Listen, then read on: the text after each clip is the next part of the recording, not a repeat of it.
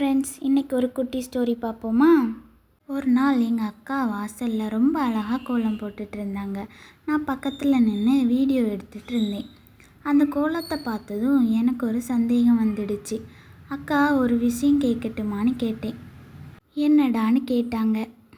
நீ இவ்வளவு அழகாக கோலம் போடுறியே, ஆனால் இன்னும் கொஞ்ச நேரத்தில் காற்றடிச்சாலோ மழை பெஞ்சாலோ அழிஞ்சிடும், இல்லைன்னா யாராவது நடந்து போனால் கூட அழிஞ்சிடும். அப்புறம் ஏன் இவ்வளவு அழகாக கோலம் போடுறேன்னு கேட்டேன். அவங்க சொன்னாங்க, அழியும்னு தெரிஞ்சதுக்காக அழகானதை செய்யாமல் இருக்கக்கூடாது அப்படின்னு சொன்னாங்க. அந்த ஒரு வார்த்தை என்னை கொஞ்சம் நேரம் சிந்திக்க வச்சிச்சு. அவங்க மறுபடியும் கோலம் போட ஆரம்பிச்சிட்டாங்க.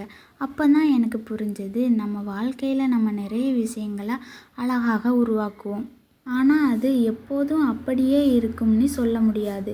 சில விஷயங்களை காலம் அழிக்கும், சில விஷயங்களை சூழ்நிலை மாற்றும், சில நேரம் நாம் மீண்டும் ஆரம்பிக்க வேண்டியிருக்கும்.